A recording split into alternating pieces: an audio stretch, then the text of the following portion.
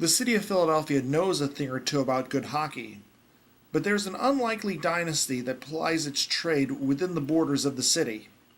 Meet the East Coast Juniors, which entered the 2010 Junior Men's National Championship, having won the last 3 titles, and are a hot favorite to win a 4th.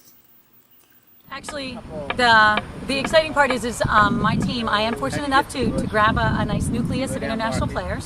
So we usually have 4 to 5 that come in from overseas that are U.S. citizens that complement our team. The other thing is these kids drive hundreds of miles just to come from practice on any given weekend. So they're practicing at home and doing their thing, and they really want it. So it's exciting. They always have energy. They work really hard, and they want to be coached. So it's a great opportunity to give them new strategy. But I have to say, I think the games are very close every single year. So coming out with a championship, that's a bounce here or a good corner there. The East Coast Juniors have found success in an endeavor which has not had a positive history. The 1932 Olympic team, shown here, was defeated 23-1 by India at the Olympics, but still won the bronze medal because there were only 3 teams entered. The U.S. has rarely qualified for an Olympics or FIH World Cup when it has not been the host nation. But in more recent years, USA Field Hockey has made boys' development a priority. In June 2010, USA Field Hockey helped stage the first boys' varsity field hockey game, when La Jolla played El Capitan High School of Lakeside, California. But the boys on the East Coast Junior team have not had the benefit of this kind of varsity play, and have had to take various routes to get to where they are today.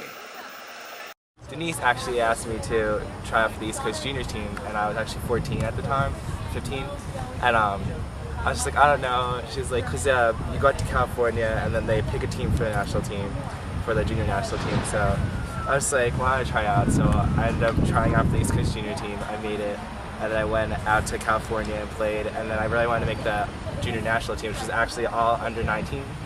So I went out there, and then I was like, I really wanted to try and make it, and then my parents were like, oh, I don't know if you'll make it because you're so young, but then I ended up making it.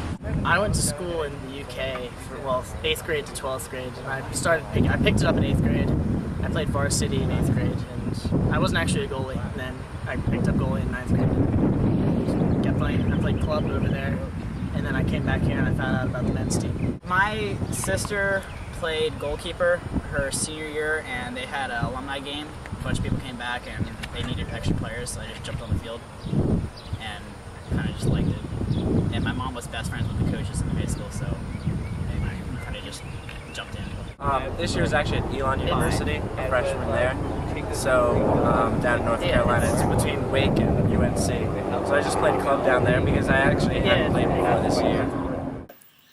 But as boys varsity and club field hockey teams get better organized and better funded, the kind of player which might become available to the East Coast Juniors program may turn out to be much different in the future. I think, especially since it's a regional sport, it's very hard to get national change, for boys. So to say that you're getting in the high schools or things like that, I think the steps this year with them being, obviously we have more festival now, and I'm talking the younger ages. Cal Cup is an established. They've been fabulous for the rise of the men's sport. But I really think the indoor game is something that we really need to push, especially in the club system. Making sure every club system has a boys team, because it's not that hard to get 5, 6 boys at one time in one location, and and to build from there. Maybe it's something that isn't a fall sport for boys, but maybe it's something that competes as a winter sport for boys in the high schools.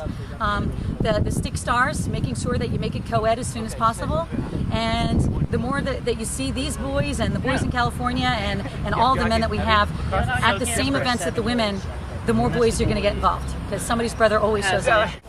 So as the East Coast Juniors continue to progress in their play and game skills, they're blazing a trail for more boys and young men in the United States. For topofthecircle.com, this is Al Matei in Philadelphia, Pennsylvania.